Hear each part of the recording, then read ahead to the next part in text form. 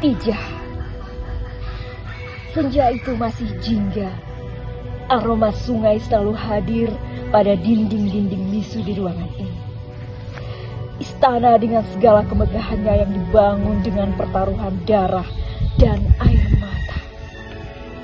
Tijah, suara seorang lelaki memanggilku dengan sederhana. Aku sangat senang dipanggil dengan sebutan itu, bersahaja. Meski nama sebenarku Sultanah Khadijah binti Daeng Pirani yang lebih dikenal dengan nama Daeng Tijah atau Tengku Puan. Nama yang penuh dengan simbol-simbol identitas kekuasaan di tanah Melayu ini. Itu terasa merakyat, ungkapku salah satu inang di istana menyatakan alasan penyebutan itu. Beban berat menyandang nama-nama beraroma Sutrata. Sultanah, Daeng, Tengku, Puan, semuanya memiliki cerita sejarah tersendiri. Dengan dipanggil Tijah, seperti ada kebebasan diriku sebagai seorang perempuan. Aku saat ini sedang berada dalam kebimbangan melihat perebutan tahta yang tak berkesudahan. Aku ingin bebas seperti perempuan lain yang bisa menikmati keperempuanannya, bercanda sesama perempuan, memasak dan menghidangkan untuk lelaki terkasih, merapikan dan menghias rumah serta taman, belajar untuk menambah ilmu dan segala aktivitas lain yang menurutku dilakukan dengan segala kesenangan. Tidak, persiapkan segala perbekalan. Kita akan meninggalkan istana ini. Kita terusir. Suara lelaki itu, Raja Alam. Suara yang harus kupatuhi dan tak boleh dibantah. Perjalanan sebagai perempuan setia yang wajib mendampingi dan selalu menawarkan senyum kala lelaki itu selesai menjalani hari dalam menata ambisinya menjadi Sultan Siak. Aku hanya mengikuti arah kapal berlayar dan rimbunan misteri hutan. Dari Batubara, Palembang, Johor, Kalimantan, Siantan, dan hidup merayau di Selat Malaka. Tak terbayangkan terombang-ambing dalam perjalanan darat dengan belantara hutan dan gelombang lautan Cina Selatan. Aku lelah. Hanya dapat kusuarakan lewat batin. Seulas senyum harus kupersembahkan selalu sebagai bentuk tanda setia seorang istri kepada suami, seorang perempuan pada lelaki pilihannya. Entahlah, batinku kembali mempertanyakan, apakah begitu para lelaki ketika sudah berkeinginan nak berkuasa? Hilang akal dan hilang suara. Aku tak tahu mana yang benar. Apakah pada Raja Alam lelakiku atau Tengku Buang Asmara adik iparku?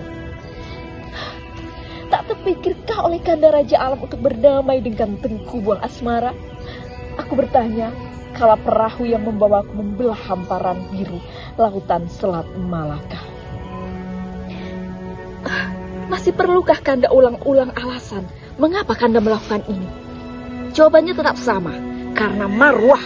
Sampai saat ini masih terngiang di telinga Kanda bagaimana ucapan ayahanda Sultan Abdul Jalil Rahmat Shah. Barang siapa yang hidup, itulah anak kita.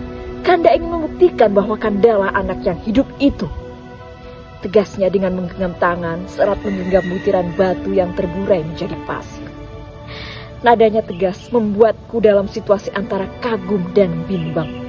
Kagum akan prinsip hidupnya, bimbang karena hari-hari yang dilaluinya sejak terusir dari istana hanya ada dendam dan dendam.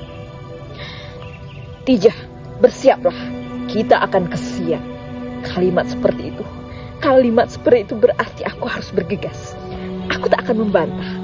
Aku bersama pengikut setia akan menyiapkan segala detil untuk melanjutkan pelayaran menuju tempat yang akan dituju. Perbekalan kala perjalanan di darat tentunya akan berbeda saat melakukan perjalanan di laut. Aku menemani lakiku saat terusir dengan memasuki hutan. Terbayang suasana hutan kala malam. Aroma misterinya sulit untuk kutebak. Dari Siak ke Minangkabau, melanjutkan ke Batubara, serta lanjut pergi ke Siantan melewati gulungan gelombang Cina Selatan. Aku kembali menemani lelakiku menjadi perampok, menjadi perompak kapal-kapal kompeni yang melintas di laut Cina Selatan.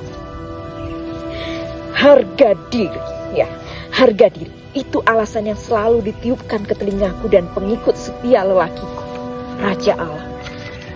kita akan ambil hak kita dan Kandalah anak yang hidup itu, ucapnya lantang. Pelayaran kali ini terasa sunyi. Angin amarah sepertinya mengitari layar yang berkibar di ombang-ambing lautan Cina Selatan.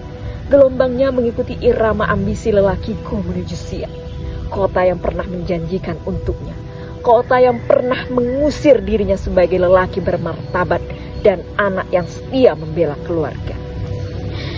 Fajar ringsing menyambut di Siak. Berita tentang pengkhianatan di atas pengkhianatan telah terdengar. Busuknya permainan. Tuan Van Rik Hansen terbunuh oleh Said Umar dengan keris jambu awan. Benar-benar licik. Siasat memberikan barang persembahan dalam peti-peti berkain sutra ternyata berisi keris dan sondang. Aku menyaksikan, teramat sangat kecewa dari loku indera tubuh lelakiku. Tragedi guntung bagiku meninggalkan kesan teramat.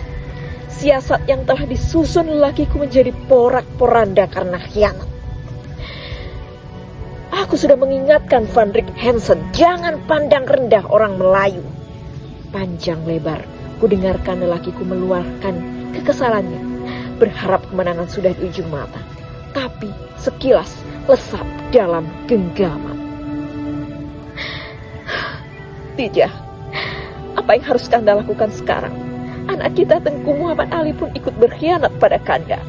Pertanyaan yang membesarkanku sebagai seorang perempuan, sekaligus luka sebagai seorang ibu. Aku mencoba memilih kata yang tepat agar tidak melemahkan lelakiku yang sedang perlu sandaran. Aku katakan, pilihan Kanda sekarang hanya ada dua, mengalah dengan sejarah atau menaklukkan sejarah.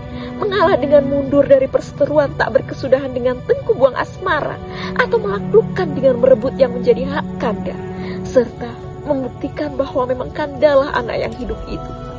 Tentang anak kita Tengku Muhammad Ali, Dinda yakin ada alasan kuat membuatnya berseberangan dengan Kanda. Ucapku di antara semilir angin yang menembus dedaunan sunyi di pinggiran sungai. Baiklah, kita lihat perjalanan waktu apakah Kanda mengalah atau menaklukkan sejarah. Tegas lelakiku, Raja Alam dalam gelisah, bertemankan riak sungai di hadapan. Waktu tak akan pernah meninggalkan sejarah. Pada penggalannya yang lelah, sejarah telah memberikan sedikit ruang pada lelakiku untuk menaklukkan sejarah. Tidak, Kanda berhasil menaklukkan sejarah. Apakah Dinda bahagia? Hanya senyum terbaik yang dapat aku ulaskan, walau lirih batin ini hanya membaikkan satu kata. Entahlah.